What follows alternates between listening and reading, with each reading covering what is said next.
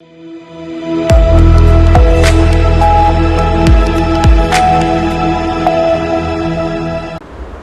नवसारी से है, जहां श्री मटिया पाटीदार सेवा समाज में संविधान हत्या दिवस 2025 कार्यक्रम आयोजित किया गया, जिसमें जिला प्रशासन और नगर निगम ने हिस्सा लिया।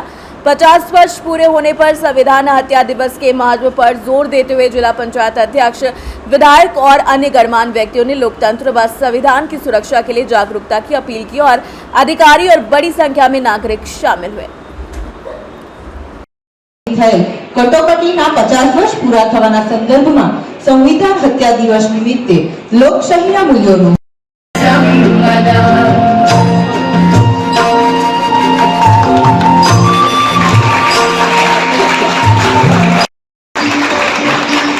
ધારાસભ્ય શ્રી ગયા વર્ષે 12મી જુલાઈ 2024 ના રોજ ભારત સરકાર દ્વારા આજના દિવસને એટલે કે 25મી જૂન 1975 માં જે કટોકટીની પરિસ્થિતિ સર્જાઈ હતી તે દિવસ સંવિધાન હત્યા દિવસ તરીકે ઘોષિત કરવામાં આવ્યો।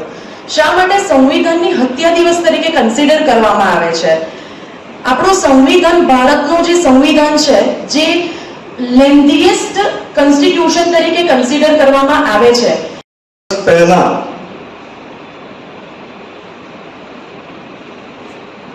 બાબા સાહેબ આંબેડકરે આપેલા બંધારણનું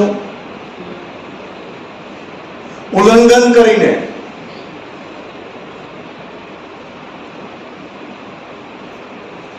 જે કોંગ્રેસની સરકારે, જે ઇન્દિરાજીએ આ ભારત દેશની આમ જનતા પર જે કાળો કેર વર્તાવેલો, એ જખમો આજે પણ ભારત દેશની જનતા ભૂલી શકે તેમ નથી। પણ આ કાળો દિવસ 1977 માં પણ પ્રજા સમજતી હતી। 21 જૂને જ્યારે આ કટોકટી નાખી 21 મહિના સુધી મને લાગે ત્યાં સુધી એ કટોકટી રહી અને ત્યાર પછી જે ઇલેક્શન થયું એમાં કટોકટી નાખનારાઓને ઘેરે બેસાડ્યા। જો પ્રજા તે સમયે જાગૃત નહીં હતી, જો તે સમયે સંવિધાનને સમજી નહીં શકતે, તો મોરારજી કાકાનું શાસન નહીં આવી શકે। શકીએ છે અનુભવ હોય તો આપણો બાજુ પડોશી દેશ છે પાકિસ્તાન, એમાં ઘણીવાર આવું કટોકટી આવી જતી હોય છે, એટલે આપણને અનુભવ છે। પરંતુ એ લોકો ટેવાયેલા છે, આપણે બંધારણથી ટેવાયેલા છે, આપણને આવી બધી કોઈ સંયુક્તાશાહી કરી આપણે ટેવાયેલા નથી।